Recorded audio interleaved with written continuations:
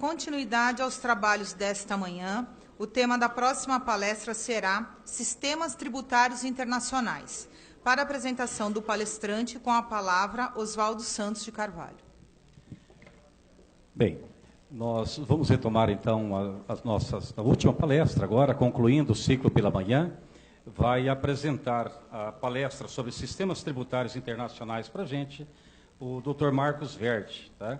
Ele é secretário executivo do CIAT, Centro Interamericano de Administração Tributária, é economista, ele trabalhou como auditor fiscal da Receita Federal do Brasil. Suas áreas de interesse são economia e política tributária. Na CIAT, antes de ser secretário executivo, ele foi também responsável pela diretoria de estudos tributários. Então, o professor Dr. Marcos Verdi vai trazer toda a sua experiência, né, falando aqui, né, inclusive por conta da sua especialidade, né, de sistemas tributários internacionais. E temos, né, Verdi, chegando aqui já para a palestra da tarde, para falar do sistema tributário brasileiro, nosso amigo comum, Zé Roberto Afonso, que está aqui entre nós, né, ouvindo a sua palestra para a tarde fazer a dele, né, sobre o sistema tributário, né, nacional. Bem-vindo, Zé Roberto. Né? E com vocês, então, o Dr. Marcos Verdi. Muito obrigado, Oswaldo. Senhoras e senhores, muito bom dia outra vez. Queria já agradecer de manhã, mas eu não posso deixar de agradecer e manifestar. Para mim é uma satisfação imensa, muito especial a oportunidade de estar aqui mostrando um pouco o trabalho do nosso Centro Interamericano de Administrações Tributárias. Queria agradecer o convite e essa oportunidade. Aos que não conhecem o Centro, o CIAT, o Centro Interamericano de Administrações Tributárias, ele foi criado em 1967, 65, mas a constituição dele ocorreu em 67, com 17 países latino-americanos. Hoje é uma organização que congrega 38 países de 3 continentes, 4 continentes, na verdade. O asiático, temos a Índia, temos a Quênia, por África, e 6 países europeus, e basicamente todos os países americanos, inclusive com Cuba. E é interessante que eu estava resgatando a ata de constituição do centro, e só muda os santos, os milagres têm que ser os mesmos. É impressionante, mas tudo que foi criado, a visão daquelas pessoas, que a gente nem falava de globalização, mas era a promoção do intercâmbio de experiências, de boas práticas, do conhecimento. Então, hoje, muita gente não sabe, mas, por exemplo, o CPF, o CNPJ, que foi o CGC no passado, alguns países ainda têm problemas sérios, muito sérios, de identificação dos contribuintes. Países como até a Costa Rica tem. As pessoas, mas o cadastro... É difícil fazer um cadastro de contribuinte numa região onde essas ruas não têm nome e as ruas não têm número. Então você vive na rua Casa Amarela, atrás da igreja, passando a farmácia. É assim que é a sua identificação. Então é difícil fazer enviar uma intimação. Eu vivo no Panamá, que é uma cidade moderna, e a minha rua é entrando na Avenida Balboa, por detrás dos Delfines, ao final. Minha rua não tem nome. E é um edifício numa cidade do Panamá. Então, em 82, o CIAT ajudou a promover a introdução da identificação tributária em praticamente todos os países latino-americanos. Em 82, e ainda hoje, nós temos problemas de identificação. Eu dizia que hoje um dos grandes desafios nossos é diminuir desigualdades. Nós vamos ver em sequência o estado que o Brasil está. O Brasil tem a declaração pela internet desde 96, né? Quer dizer, 100% dos documentos por internet, e o estágio que avançou da fatura eletrônica, agora o SPED. Até 3 anos atrás, Paraguai, o sistema de conta corrente levava 2 anos para poder verificar se quem declarou tinha pago. Tinha pago. Então, você veja os diferentes estágios que nós temos. O que eu vou lhes colocar aqui, está tudo disponível na internet, no estudo chamado O Estado das Administrações Tributárias da América Latina, que foi um trabalho que nós fizemos em cooperação com o Banco Interamericano de Desenvolvimento e com o Fundo Monetário Internacional. Eu selecionei alguns slides, por isso eles estão em espanhol, mas são quase todos gráficos, então não vai fazer falta, eu não compensava o trabalho da tradução. E eu deixei 3 slides para o final, são 40, eu diminuí agora de manhã, são 37, 3, que aí são mais de desafios, então eu vou passar muito rápido alguns deles, e em alguns eu vou poder, de alguma forma, aprofundizar pontos já levantado pela aula que nós tivemos do professor Vasco. Me faltou, está aqui, essa é bem moderninha. Então, primeiro eu queria começar com a importância dos fiscos. Eu acho que isso é fundamental para os senhores verem a importância dos fiscos na composição das receitas dos países latino-americanos. O Brasil aqui aparece muito menos que outros, porque aqui só está a Receita Federal. Mas o Peru, por exemplo, 100% dos recursos do governo são oriundos do fisco, que é a SUNAT, que, como no Brasil, arrecada aduana e seguridade social. Igual a Guatemala, que tem aduana, a Argentina tem aduana e seguridade social, Honduras tem aduana. Então, veja que esses países contemplam também os impostos de forma geral, aduaneiros e internos. Em outros países, por exemplo, como o Paraguai, você vê que os tributos têm um peso muito menor. Sabemos que o Paraguai, nós vamos ver em sequência, eles têm outras fontes de recursos, como Itaipu, que tem um peso muito importante, assim como o Panamá. Então, mas na média, 60% de todas as fontes dos governos vêm dos fiscos, né? Então, o que dá bem claro aí a importância que a gente tem que ter. Eu não ia apresentar esse slide, eu selecionei de uma caixa que eu tenho de 100 slides. Que bom que eu coloquei, porque o professor Vasco tratou muito do tema. Veja, isso é um tabu aqui no Brasil. Se o professor quiser levar uma boa vaia, propõe a autonomia das administrações, da Receita Federal. A maioria das vezes as pessoas não sabem o que é autonomia. No caso dos estados é mais difícil, porque as secretarias de fazenda sempre são o próprio Ministério da Fazenda, não em todos. No Maranhão está separado, mas em casos que é como o Tesouro, é mais difícil o tema. Mas eu sou da Receita Federal. Falar em autonomia da Receita Federal parece que olha, as grandes, hoje nós temos 11, na verdade já são 12, que aqui não contemplam o Panamá, de 17, 12 são agências autônomas. E 6 são secretarias, direções, departamentos.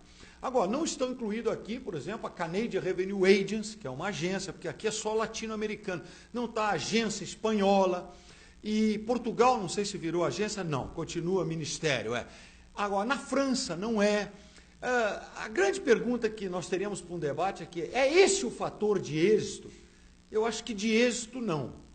Mas, na verdade, eu acho que ele elimina a gestão política em muitos dos casos e pode dar melhores condições de trabalho. Isso fica para o debate, que senão só aqui cabe uma verdadeira palestra.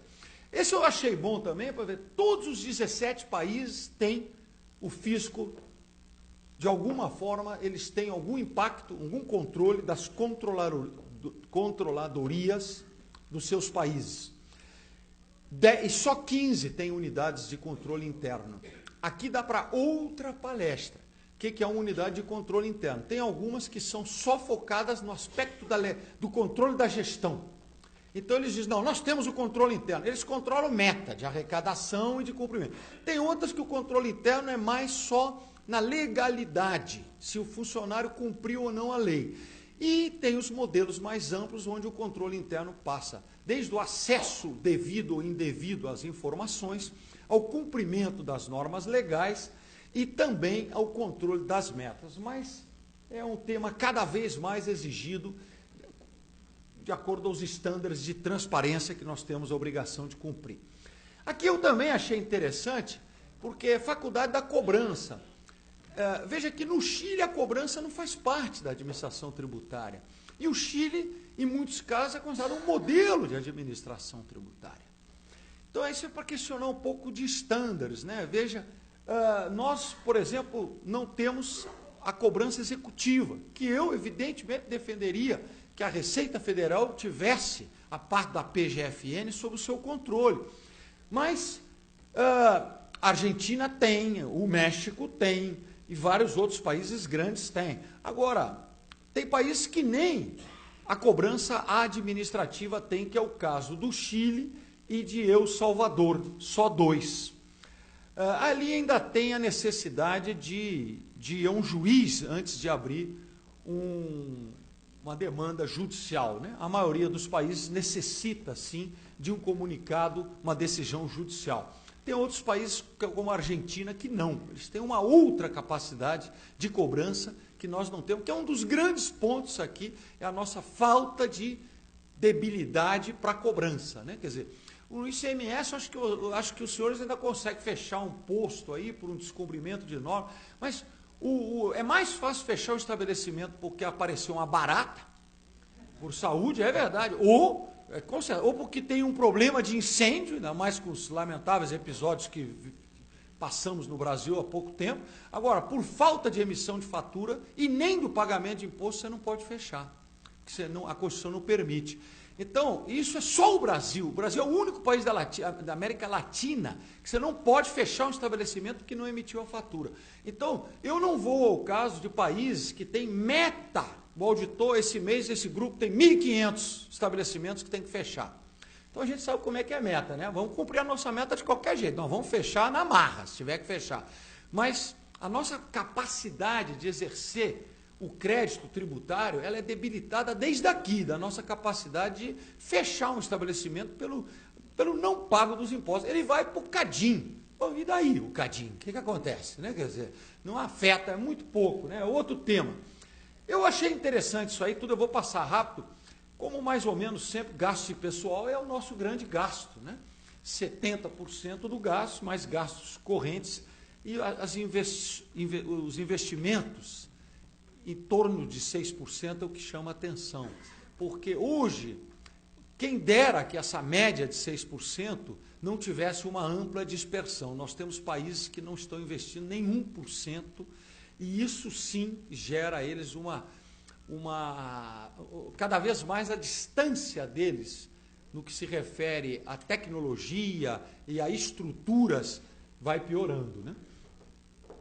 A distribuição de empregados, o que eu gosto daqui é que, na média, você veja que a direção de 17 países contempla 3% dos efetivos. Claro que sempre é a área de fiscalização, incluindo fiscalização internacional, com 30%, cobrança, arrecadação, quer dizer, 50% está nessas áreas, orientação ao contribuinte, e as outras, que é a parte possivelmente administrativa, né?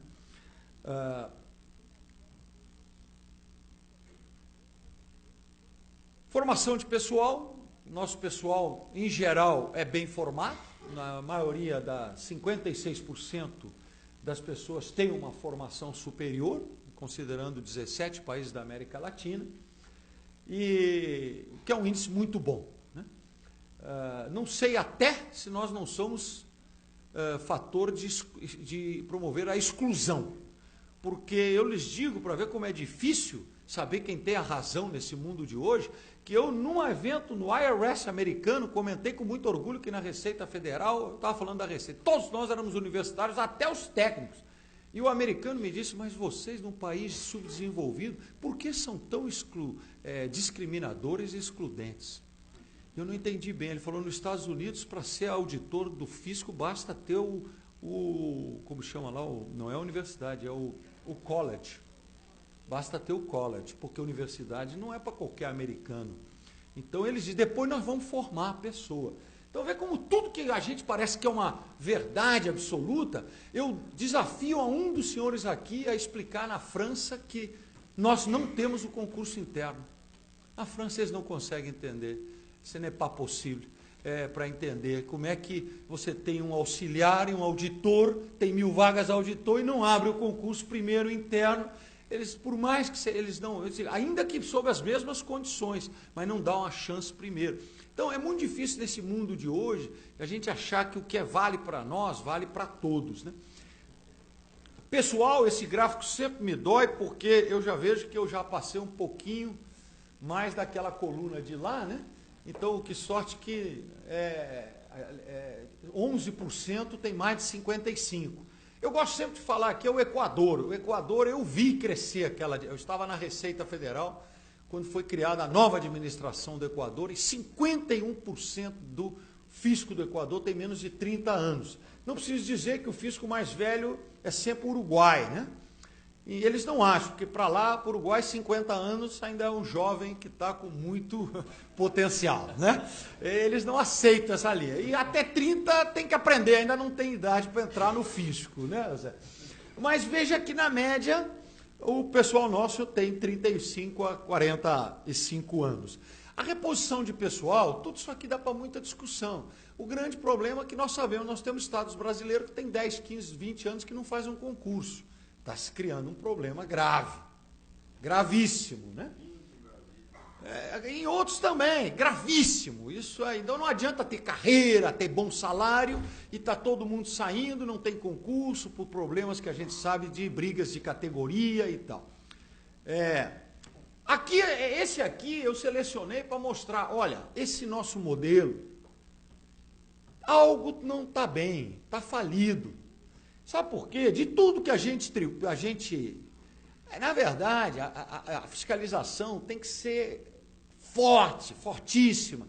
O sonegador tem que saber que nós vamos encontrar ele, que se nós auditarmos 5 pessoas, porque são 5 evasores, ou 5 mil, ou 10 mil, ele tem que saber num horizonte de decadência, nós vamos encontrá-lo. Agora, não é daí que vem a nossa receita. Na média, o que se arrecada com infrações, o delito tributário é menos de 0,5%.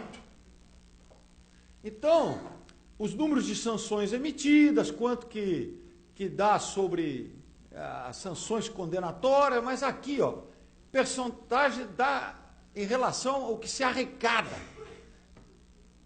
Pelos dados disponíveis, que são muito poucos, não dá a 0,5%. Então, na verdade, é mais para gerar a consciência da não impunidade, que será encontrado o evasor, né? Agora, o que eu queria dizer que está falido é que nós temos que buscar mecanismos. Eu acho que o Brasil está trabalhando com o SPED, com a fatura eletrônica. Para não parecer que eu fiz uma frase e não expliquei. Sabe o que na minha concepção não vai funcionar? É isso de detectar e punir, detectar e punir, detectar e punir. Isso, desde que o fisco foi criado, a gente fica correndo atrás de achar a infração e emitir os autos de infrações. E depois não recebe. Quer dizer, nós temos que ter alguma forma de detectar antes que ocorra o fato gerador, antes que ocorra o problema. Ou seja, por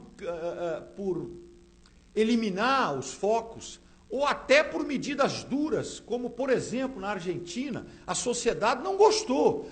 Mas na Argentina, aqui no Brasil, se o senhor compra uma propriedade e não tem renda para justificar um apartamento de luxo, essa informação vai chegar no fisco, porque os cartórios têm que informar. Mas já comprou e às vezes já vendeu. Na Argentina agora, quando vai registrar a escritura, tem que receber um ok do fisco. Isso deu uma demanda lá tremenda.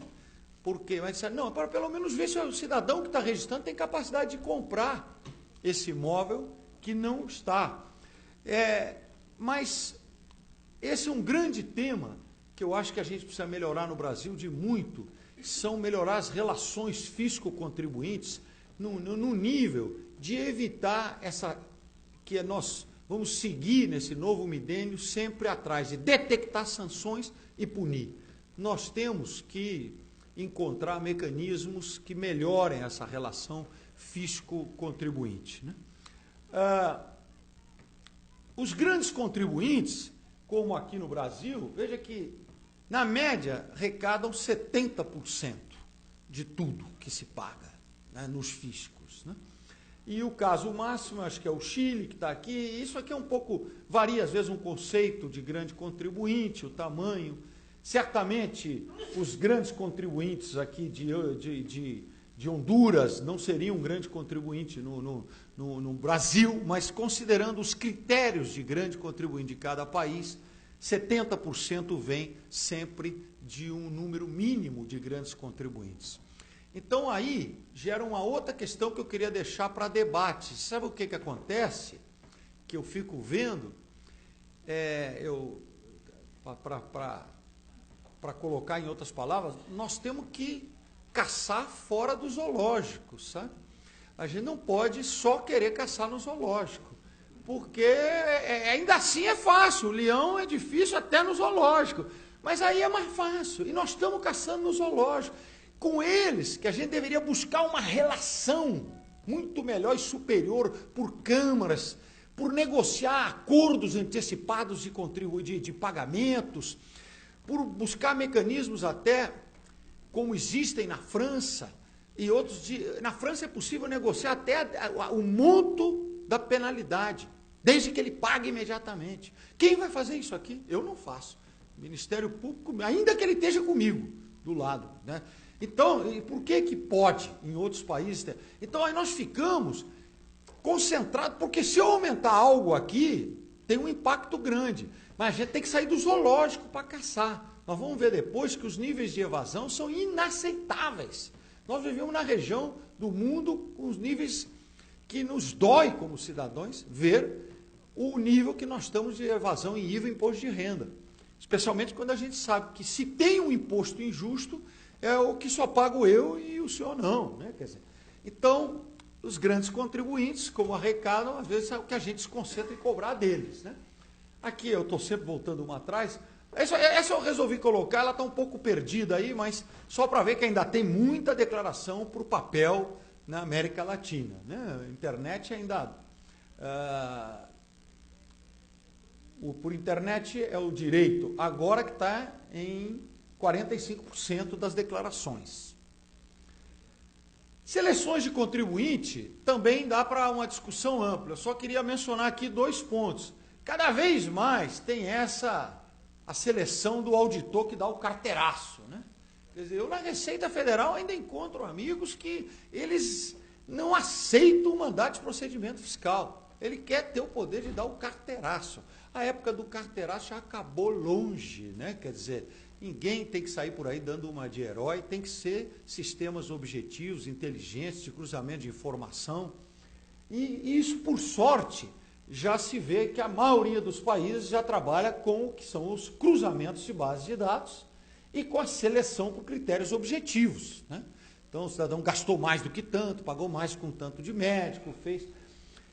As análises setoriais estão crescendo, que é fundamental, os estudos setoriais, e eu pessoalmente gosto bom, já que é tudo muito científico, então dá uma margem para tirar a sorte. Nos Estados Unidos, quando você tira na sorte um contribuinte, o fisco americano dá até um tratamento especial, que diz, olha, você teve o azar. Então, eles dão, porque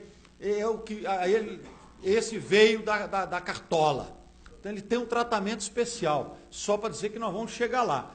Agora, cada vez mais é uma minoria esse ato voluntarioso do auditor, né?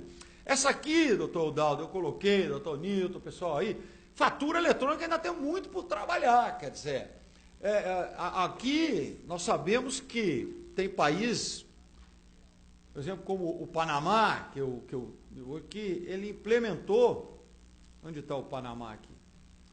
O Panamá implementou, agora que implementou a impressora fiscal, né? Não tem prioridade ainda de fazer uma fatura eletrônica. O próprio Peru dá como implementada a fatura eletrônica. Tem países que dão aqui, como a Colômbia e outra. A Colômbia dá a fatura eletrônica como implementada, doutor Udaldo. Mas o BID acaba de soltar um empréstimo para eles para a implementação da fatura eletrônica, porque tem vários conceitos do que é a faturação eletrônica. Na modalidade, como tem o Brasil, nós temos basicamente o Chile, o México, a Argentina, o Equador e o Uruguai. São 5 países ou 6, não sei quantos eu mencionei, que têm uma utilização ampla da fatura eletrônica. E ainda o modelo mexicano, eu diria hoje, que é o que teve a melhor vantagem, porque aproveitou do caso chileno e do Brasil, né? Esse aqui eu não vou falar, eu vou entrar nessa parte que quem deveria falar isso aqui é o Zé Roberto, que conhece mais que eu. Mas, ô Zé, pelo menos você não me contradiça nada, tá vendo? Aqui é o seguinte, a nossa situação tá diminuindo o problema.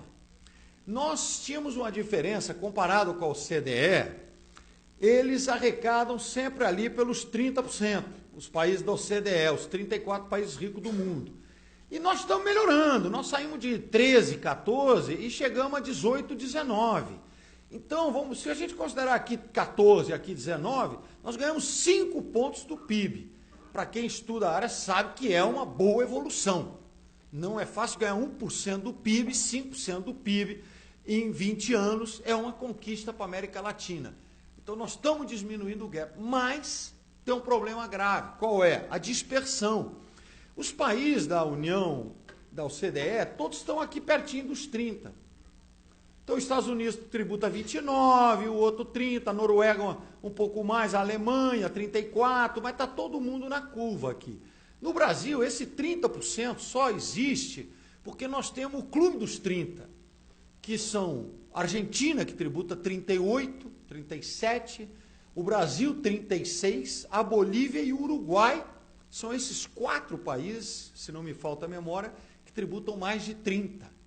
Então, nós temos ainda países na região, como a Guatemala, que está tributando sobre o PIB 11%, Dominicana 12%, são os 2 piores níveis da América Latina, valores insustentáveis para uma sustentabilidade fiscal desses países. E eles sofrem desafios imensos de como conseguir aumentar. Dominicana tinha ganho 3 pontos do PIB em 8 anos e gestões políticas fizeram voltar tudo atrás por concessões de anistias, isenções, benefícios fiscais e alterações tributárias.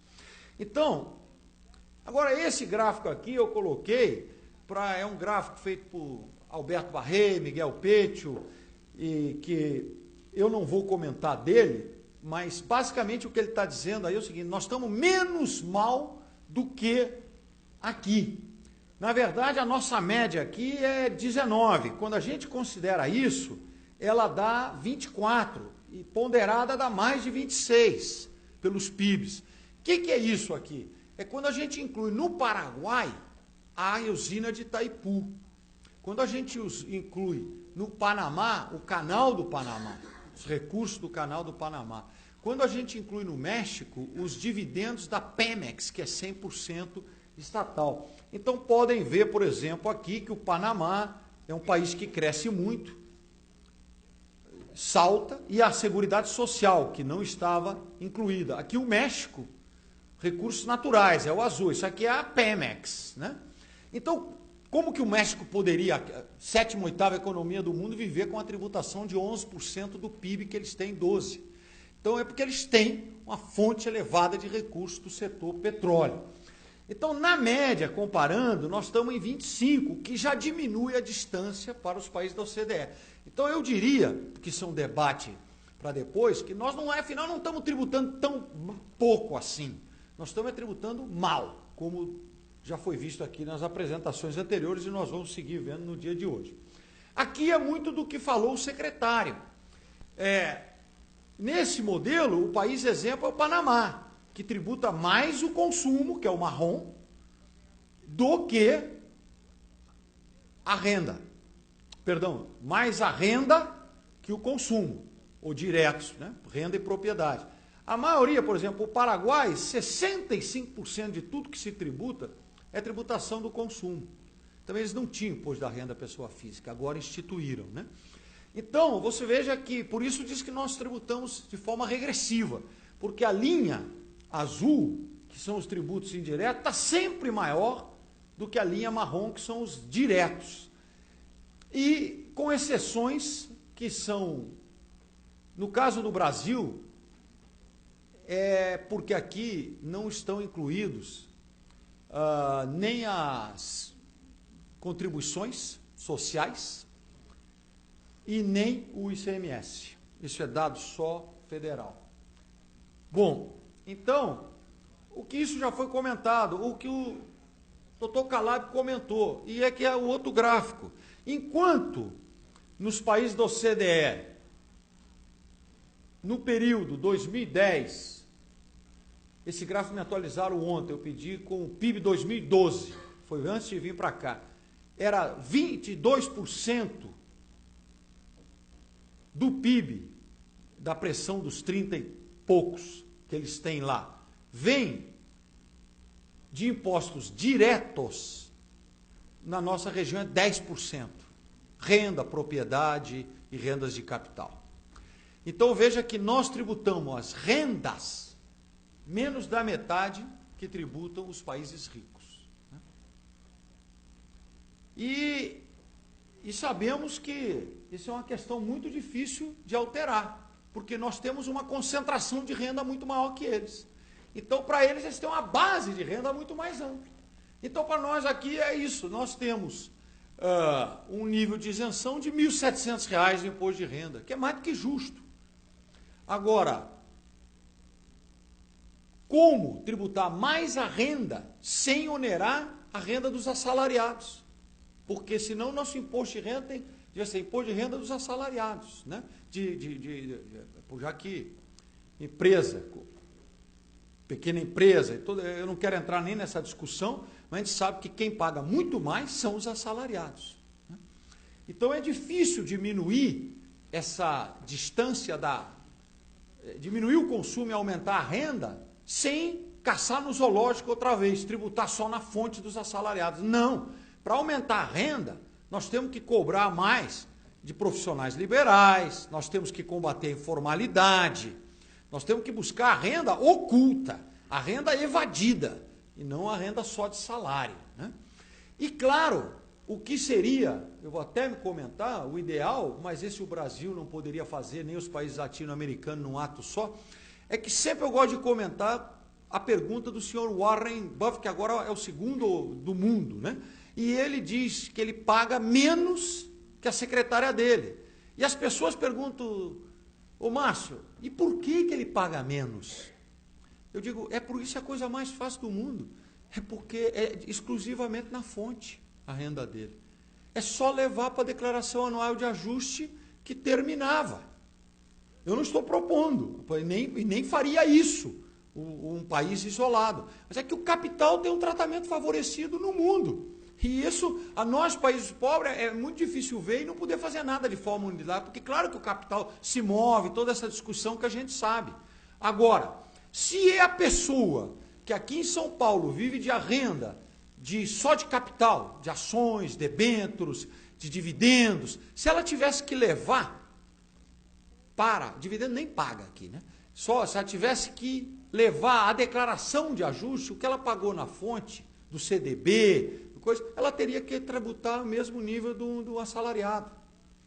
Então isso não ocorre e nem devemos fazer de forma só. Isso é um problema do capital que continua e vai continuar dominando as formas de tributação, e o sistema tributário segue sendo injusto a favor sempre do capital do que do trabalho, né? E até essa é uma questão difícil, porque o capital gera emprego, crescimento, etc. Agora tem que ver o tipo de capital que nós estamos falando, né? Depois eu vou explicar ali na frente, quando falar abuso, uma das maiores formas de abuso de planejamento tributário hoje foi colocada aqui pelo professor, são os derivativos. Como é que eu vou auditar uma empresa e ele fez uma operação de swap e perdeu 10 milhões com a casa matriz? Eu quero ver um auditor provar que ele vai dizer que foi uma operação de hedge, que ele errou e perdeu. E como é que a gente derruba isso, que não foi operação de cobertura, que foi uma operação de planejamento tributário e que ele mandou 10 milhões de dólares para fora, possivelmente com a holding company, onde está num país que não tributa a holding company, que tem vários. Então, o capital se arma muito bem, né? Agora eu vou mostrar aqui, um outro estudo do CIAT, e tem alguns indicadores para mostrar a realidade mais ou menos do que eu coloquei. Nós lá no CIAT estamos trabalhando com esses indicadores. Eu não vou mostrar todos, mas os 9. Esse é o Miguel, que está acompanhando de forma permanente esses dados. Eu trouxe só alguns. Esse é o dado para a América Latina, senhores. O que está dizendo esse gráfico aqui? Brecha tributária. olhando quanto que arrecadação efetiva sobre arrecadação potencial. E a arrecadação potencial aqui não é a arrecadação total da base vezes lei, não, ainda exclui renúncia tributária, quer dizer, é só da arrecadação potencial excluído os benefícios tributários. Nós temos um país da América dos 17 que está com nível de arrecadação de 90% da sua fronteira máxima de arrecadação. Nesse caso eu vou mencionar porque ele merece aplauso, é o Chile, né? 90%. Nós temos países da região que estão tributando menos de 35%, menos de 40% do que deveria cobrar. Então, na média, nós estamos arrecadando 50% do que nos deveríamos arrecadar. Então, o professor falou de eficiência e eficácia. Então, nós estamos condenados a ser ineficazes, porque para ser eficaz, a arrecadação teria que ser ou zero, né? Estou cumprindo com todo o que a lei me determina, que é arrecadar o que a lei manda, né? Que sabemos que zero é muito difícil, mas quizás na Noruega eles estão muito próximos, né? Então, mas o nosso nível de ineficácia está demais, porque aceitar esse nível de evasão é muito duro, né? Em sociedades pobres como a nossa. Agora, olha o que é pior. A sociedade aceita e valora mais o incumpridor que o bobo do cumpridor. Então, aqui, nós temos que, na média, 50% aceita o incumprimento, 44% acha que deve, evasão não é um problema, não é um crime. E temos países onde esse índice chega a 70%. Pelo menos na nossa fontes. Pode ser que seja pior, né? Porque o exemplo segue sempre sendo o evasor e não o pagador, né? Mas a sociedade aceita. Eles não percebem que o pior imposto é a evasão, porque é que um paga e o outro não. Todo mundo que se pudesse não pagaria. Agora, veja o caso do IVA, que é o VAT, o ICMS. A evasão está dos 30%. Então isso é gravíssimo, porque nós vamos ver em sequência, 40% de tudo que a gente arrecada nesses 17 países vem do ICMS deles.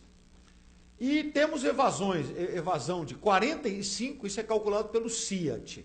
E o que é interessante é que nós nunca fazíamos esses cálculos, agora estamos fazendo, com base em contabilidade nacional, e o nosso resultado, a gente decidiu fazer, vai de encontro a todos os resultados de estudiosos como o Sabaini, o Zé Roberto e os da CEPAL e o pessoal que tem esses dados macroeconômicos. Então, não podem estar errados, porque se estão errados é para pior, né? Porque você soma vários estudiosos, do Michel Jorrat, de outro, e está todo mundo que a evasão... É claro, aqui, outra vez, esse país é o Chile. 15% de taxa de evasão. E eles têm problema lá, tem vários problemas lá de falsas exportações para receber crédito. Eles têm os problemas igual nós temos aqui, só que menor. Essa tabela, eu não vou, eu só coloquei para mostrar aqui. 47, a média é 31% de tudo que a gente arrecada vem do IVA. Os países como a Venezuela, 47% é o máximo da média dos seus ingressos tributários vem do VAT. Os países que têm menos estão Panamá, que é 15%, e por isso dá aquele efeito favorável que a tributação direta é maior que a indireta, porque no Panamá o que seria o IVA, o VAT lá só tem e é 7%. Global, mas não inclui nenhum alimento. Nenhum alimento. Desde queijo suíço a queijo xericano, lá do interior do Panamá. Alimentos não tem. Imagina, favorece o consumo, né, de alguns bons produtos também. Mas agora aqui do imposto de renda. Igualmente, a evasão do imposto sobre a renda está em torno dos 50% na região. Esse aqui é a brecha das pessoas do registro. Aqui exclui todos os assalariados, quer dizer, nós todos não estaríamos aí nessa amostra. As pessoas que não são assalariadas, quanto dessa parte da população está registrado como contribuinte? Na média, 20% da população adulta, da PEA, né? Você tem que, da PEA, você tira a população economicamente ativa, maior de 14, menos de 70, né? Tira todos os assalariados, 20% estão registrados. É evidente que isso dá que a informalidade é elevadíssima, né?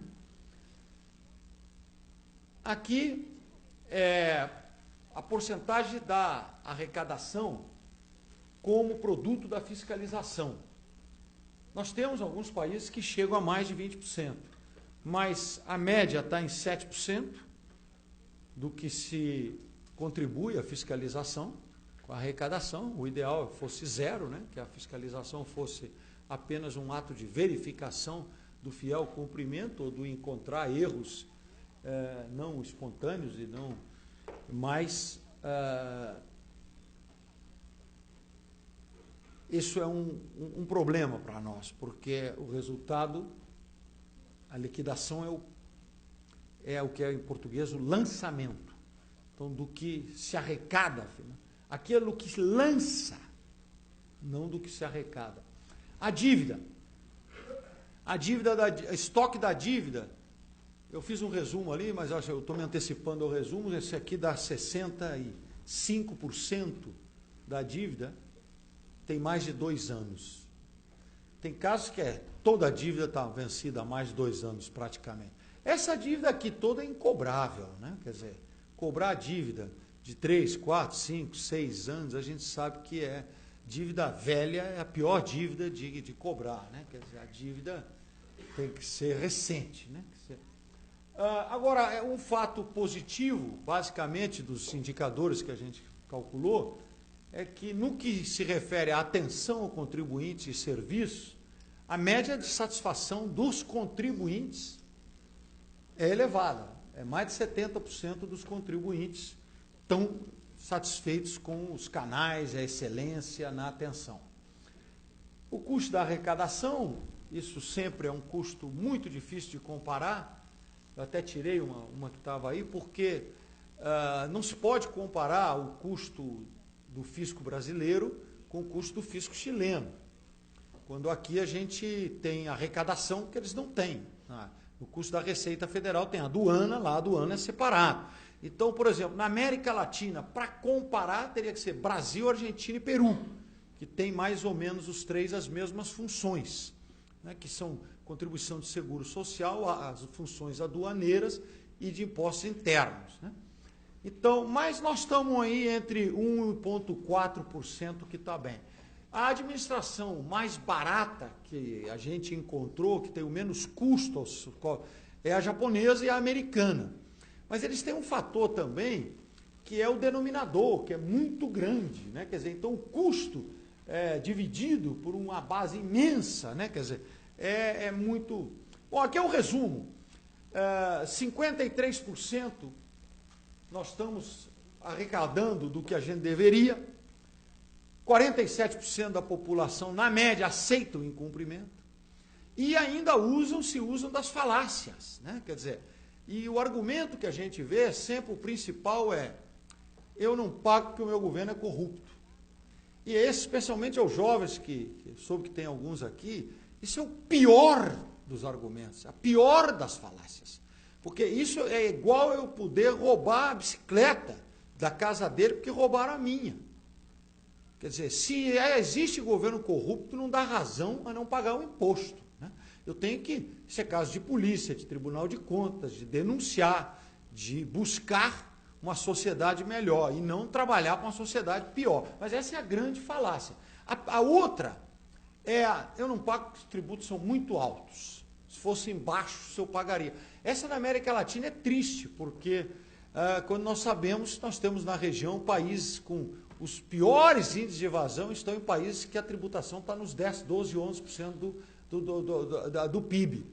E se nós olharmos a inversa, os menores níveis de evasão estão nos países que mais cobram no mundo, que é a Noruega, Suécia. Aí, claro, aí vem a terceira falácia, que vem muito em função dessa. Ah, mas é que lá paga e recebe benefício. E eu aqui não recebo. É que essa também é mais profunda e mais difícil, mas a gente que vive num país com tanta desigualdade, a gente tem que saber que vai ser impossível querer ser tributado pelo princípio do benefício, né? A gente tem que ser tributado pelo princípio da capacidade contributiva. Então, quem tem mais tem que pagar mais, para que se possa fazer algo pelos que têm menos. E que a sociedade como um todo se beneficie, né? Então, os pagamentos dos produtos da fiscalização representam no máximo 7% da arrecadação. A dívida que tem mais de 2 anos sem ser cobrada é 66,3% do estoque total da dívida. E 77% da população está satisfeita com os nossos serviços. E normalmente o nosso serviço custa ao Estado 1,4. Agora, chegando no que a gente viu aqui, a gente pode ver alguns grandes problemas. Um dos grandes problemas que a gente tem está relacionado à informalidade da América Latina, a níveis muito elevados de informalidade. Em sociedades na América Central, por exemplo, nós temos que mais de 50% de todas as atividades estão na informalidade. Então, muito difícil, né? E superior a 40% é a média da América Latina. Há casos que passam de 60%.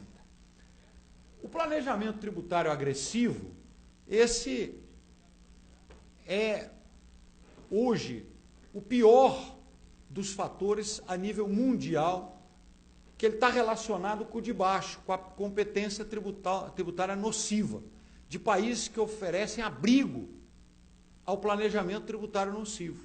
É evidente que existe planejamento tributário nocivo interno e externo, mas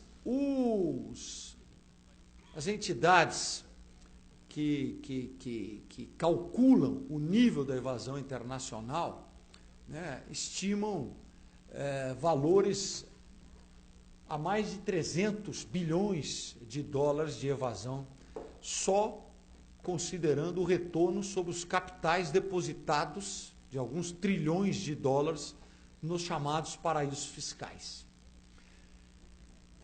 Então aqui vem toda uma discussão, um movimento atual de um esforço conjunto para combater o planejamento tributário abusivo. E daí que eu mencionei que hoje os senhores, em qualquer seminário, vão ouvir agora falar o BEPS, que é a Base Erosion, a erosão da minha base, e Profit Shifting, e o envio de ganâncias afora. E isso foi aprovado a nível de G20, um plano chamado BEPS. Nós tivemos a satisfação de organizar a primeira reunião na América Latina do BEPS, na Colômbia, 15 dias atrás. Eu tenho o informe aqui comigo, já está na página do CIAT também. Mas o que se caracterizou lá, eu não posso apresentar o BEPS aqui, mas qualquer um, eu lhes convido a ver, são 15 ações para 3 macro-áreas. O problema é a diferença do estágio, professor. Quer dizer, o BEPS está concentrado nos abusos de tratados, no thrift shopping, coisa. E nós, como eu dizia, estamos preocupados hoje em ter medo de assinar um tratado tributário para evitar a dupla tributação. E, além do que, em uma necessidade, que no meu ver existe, de revisar os tratados sobre novos conceitos, os tratados antigos que a Argentina o está fazendo, com forte enfrentamento de economias desenvolvidas. O grande problema hoje, na parte dos tratados, vem de uma grande questão, é domicílio ou fonte. Os tratados, a maioria que estão estabelecidos com base no critério de domicílio. E nós na minha compreensão, deveríamos buscar cada vez mais a tributação na fonte. O que significa isso? Que uma empresa de um país rico que vai fazer um investimento no Congo, ela possa ser tributada no Congo, porque a fonte de recursos para pagar é o Congo.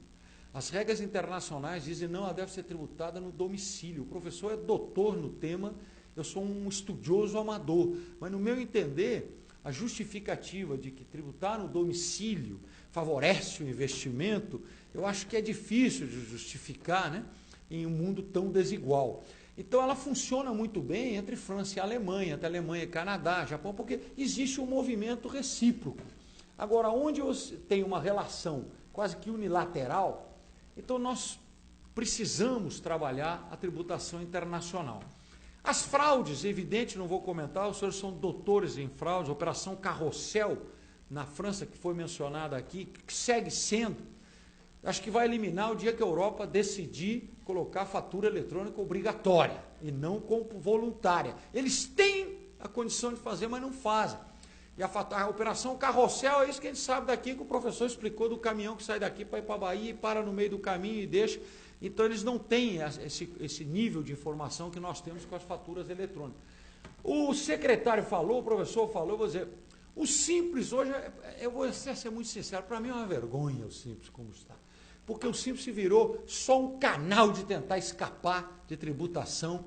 Então, o Simples foi criado com uma concepção da micro e pequena empresa. Hoje, os limites do Simples são altíssimos comparados, os mais altos do mundo. E quando considera que é exportador, que o limite multiplica por 2, cria um problema. E o enanismo fiscal entrou no Simples, não sai mais, né? Isso não é só no Brasil. Tem 14 modelos de Simples na América Latina. E os 14 vivem um problema de enanismo fiscal. Quem tem uma padaria vai ter 5 padarias, uma no nome do filho, nunca vai criar uma rede de padarias e aí por aí vai. Evidente que a lavagem de dinheiro também está incluída aqui, que nos ajuda às vezes na arrecadação, mas também é uma atividade criminal que tem que ser altamente combatida. Eu estava agora na Argentina e escutava, para vocês terem uma ideia do nível da lavagem de dinheiro, um cinema num bairro afastado de Buenos Aires, na sessão do meio-dia tinha 100% de lotação, 80% de lotação. Quer dizer, as 8 sessões eram lotadas todo dia. Quer dizer, a lavagem de dinheiro se faz no setor de serviços, e no Brasil deveria ser um paraíso, porque como paga só 1%, 2%, né, lá pelo menos ainda tem que pagar o IVA, é de 21%. Né? Bom, isso aqui eu não vou comentar, isso é o que a gente sabe, me faltam 5 minutos. Claro que nós devemos buscar uma tributação mais equitativa, mais justa, e esse desafio é muito difícil pelas desigualdades da nossa região. Então, eu acredito que falar que temos que tributar mais imposto direto e menos indireto, eu tenho até medo, que vão caçar no zoológico e vão tributar mais quem está pagando. Nós temos que ter fortes mecanismos de combater a evasão. E aí eu deixei, por último, né, que era, isso eu já mais ou menos comentei, isso fomentar as administrações tributárias, né? Nós, na América Latina, avançamos muito no que se refere às estruturas de recursos humanos, à modernização das administrações tributárias, mas nós ainda temos um desafio imenso e que só vai ser eliminado com uma forte conscientização dos governantes e das sociedades da importância dos tributos. Nós não podemos viver de imposto inflacionário nem de dívida externa, que só o tributo é uma fonte digna de crescimento, e entre a cooperação dos fiscos. Não adianta, no exemplo que eu mencionei para vocês aqui, alguns não estavam, a África do Sul hoje ter o estado de... é bom para eles, de avanço que eles chegaram, é invejável o estado de uso da tecnologia da informação, mas eles têm que conviver com Zâmbia, Zimbábue, Botsuana, ao lado, igual nós temos que fazer a região crescer. Nós vivemos hoje com Suriname, Guiana, Paraguai, então com grandes desníveis. Então nós temos o México, que é o estado da arte na tecnologia, e Guatemala sem condição de investir, Nicarágua sem investir, o Caribe igual. Então existe uma grande pressão do mundo, que o país tem que assinar acordos de multilaterais de intercâmbio de informação, e é evidente que nós estamos apoiando isso, que tem que assinar acordos multilaterais para evitar a dupla tributação, e é evidente que nós estamos apoiando isso, porque negociar acordo por acordo é um trabalho sem louco. Agora, tem que fazer intercâmbio de informação? Tem. Mas, por exemplo, desde os últimos tempos eu não vi uma linha do Banco Mundial ou dos grandes entidades financiadoras com fundo para ajudar países que não têm condições nem humanas, nem materiais para atingir com esses novos estándares. Temos que ter um outro, buscar que seja, de um lado, cobrar desses países que se adequem aos novos estándares de informação e exigidos pela comunidade internacional, mas com um apoio para o crescimento. Isso aqui daria uma outra meia hora para eu explicar. Eu agradeço muitíssimo a atenção de vocês. Muito obrigado.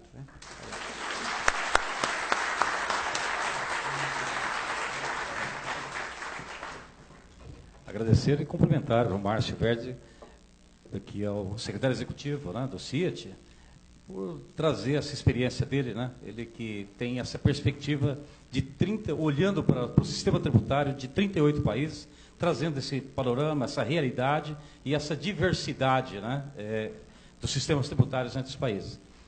Tiru, eu sei que nós estamos no adiantado da hora, mas nós temos aqui, né, no nosso programa, o tempo para perguntas.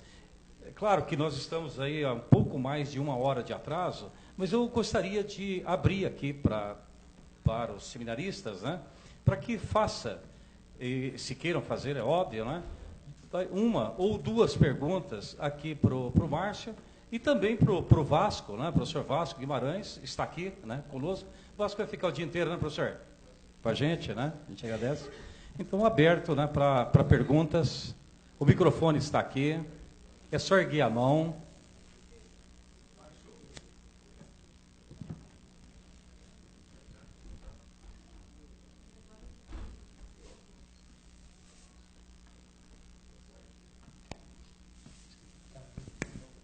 Agora sim. Márcio, aquele quadro que você apresentou lá no Congresso, não sei se você o tem atualizado sobre a questão da política salarial com esses países aí, comparando, para nós termos aí uma ideia de como o Brasil está inserido nesse contexto latino-americano em termos de remuneração. Você tem esse quadro mais atualizado? Mais atualizado não, mas eu acredito que eu tenha ele aqui, pesquisando. Se puder, ser interessante. Eu vou tentar, eu não vou poder fazer agora, porque nessa coisinha aqui agora eu devo ter uns 250 PowerPoints. Então, eu terei que, mas se a gente vai estar aqui, eu vou tentar encontrar. Eu acho que o Brasil, de alguma forma hoje, a América Latina está dividida da seguinte forma. Os países que melhor remuneram seus funcionários são México, nesta ordem, Argentina e Brasil. E sequência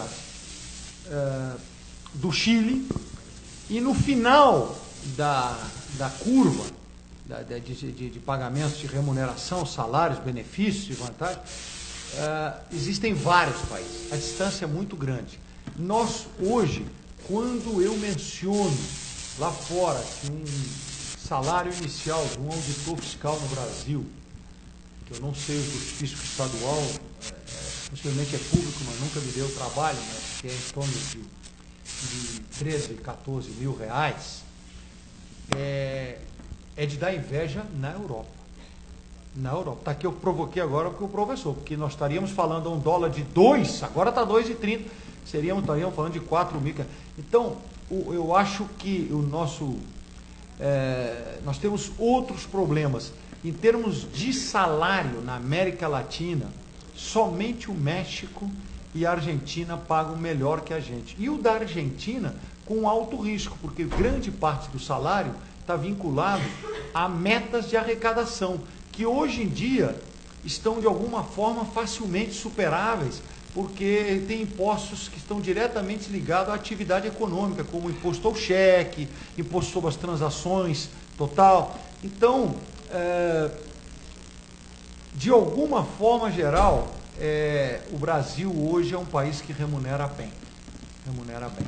Marcelo, se você me permitir, nós tivemos em 2012 lá com o Vasco, o Eudaldo, né, e muitos aqui presentes, e me surpreendeu, Vasco, lá são chamados não de fiscais, mas inspetores fiscais, e está certo que estava em 2012, auge da crise, não sei se mudou muito isso, né, mas a gente fazendo esse tipo de pergunta que o Teru aqui fez, né, e o salário lá, médio de lá com médio daqui, a diferença vai de 4 a 5 vezes, né. A favor de quem? É a favor do Brasil, né, do Brasil. em desfavor, né. Eu não quis ser tão enfático. Está me faltando a palavra aqui no português. Forte na minha colocação. Mas é evidente que tem um outro lado. Claro, talvez ganhar 4 mil dólares na Alemanha e 4 mil dólares aqui, você talvez viva melhor na Alemanha, né? Viva melhor na Alemanha, caso você fique doente, alguma coisa. Agora, de remuneração, eu vou dizer uma coisa para os senhores. O diretor de impostos de um país vizinho aqui ganha 1.500 dólares. Os auditores ganham 1.000. No Panamá, eu vou mencionar, porque o diretor que chegou lá, eu disse para ele, você vai se perder, você vai investir, você não consegue manter um único aqui. Ele aumentou. Ele deu um aumento que foi criticado na sociedade e hoje pode ganhar 2.700 dólares, com o bônus que dá quase um salário, um auditor. Foi a única... Isso porque entrou um auditor, que entrou com a força total do presidente, porque na América Central os salários não chegam a 2.000 dólares. Mas tem um país nosso aqui, que não é a Venezuela e nem é o Peru, e é na fronteira aí do norte, que um diretor, o gerente de administração de uma das grandes capitais da América Latina é consultor nosso. Sempre que eu tenho uma consultoria, ele tira suas férias e tal, eu não quero citar o país, mas ele é como se fosse o delegado da Receita Federal na cidade de São Paulo. Quer dizer, tem problema da manhã à noite. E ele está ganhando 2.500 dólares. E o custo de viver lá não é menos que aqui. E o que é que acontece? O diretor de impostos está lutando há 5 anos para tentar e não consegue, porque é muito difícil. Então, eu diria que o Brasil hoje, nessa parte, nós estamos muito bem. Estamos muito bem. Agora, tem outras coisas. O Chile paga bem, mas eu não sei se aqui eu vou dizer, porque sabe como é que funciona o Chile? O Chile, imaginemos que o Dr. Calab renunciasse hoje à tarde, porque o que ele já fez por esse Brasil dá até o direito a ele, e viesse um outro secretário, todos os adjuntos saem da administração, vão para a rua, demitidos, não ficam. Conhece algum caso? Agora é a natureza deles. Nenhum diretor de carreira até hoje, talvez agora, não sei se o último que saiu, eles têm, você vai fazendo uma carreira. Se você chegar a subdiretor de impostos, o dia que mudar, você terminou sua carreira ali. Você não tem estabilidade, como tem no Brasil. Então, a nossa estabilidade, que é tão importante para nós, ela também não é aceita na maioria dos países por aí. E na Argentina é assim, mas em vários outros países andinos ela não é em nenhuma. Então, imagina que o doutor Oswaldo realmente estaria no risco de dizer, bom, eu vou substituir. Mas você não pode, dificilmente pode até ficar. Não, eu não estou dizendo que é obrigado, mas na maioria das vezes do caso sai. Quando troca de função, sai. Então nós temos uma garantia que algum caso é até abusivo, porque eu fui da Comissão de Recursos Humanos da Receita Federal e eu vi muita gente que era um grande ator de teatro, porque durante 3 anos ele era uma beleza, né? Depois era um problema. Então é um grande tema que a gente tem que cobrar do pessoal, metas, desempenho, porque o bom funcionário não pode aceitar aquele que é o mau exemplo. E a gente tem. E é por isso eu aproveitei para falar, na associação, nós temos que lutar pelos nossos deveres, mas lutar pela cobrança de desempenho dos nossos colegas, para que todos estejam obrigados. Okay. Obrigado, Márcio. O Jorge ia fazer pergunta, Jorge? Pelo conta do horário? Te agradecemos, né? Agradecemos a todos. Agora, eu gostaria, finalizando mesmo, né, dizer que por esse período da manhã, você viu que aquele sonho, né, aquela iniciativa, Ivan, que criou aquela primeira reunião, pouco tempo atrás, aqui do CEPAFRESP, né, já valeu muito mais do que a intenção da semente, né, é uma realidade, né, o CEPAFRESP promovendo um seminário desse porte e desse nível. Ivan, você coordenando a equipe, da qual faço parte, está certo que mais virtualmente do que de outra forma, até por conta dos nossos outros afazeres, né? Mas a gente tem a satisfação de integrar a equipe por você liderada, né? Que tem organizado, junto com essas entidades, todas aqui, né? A Fresp, CIAT, a CAT, né? O INCAT, a FEBRAFIT, né? Um seminário internacional dessa envergadura. Né?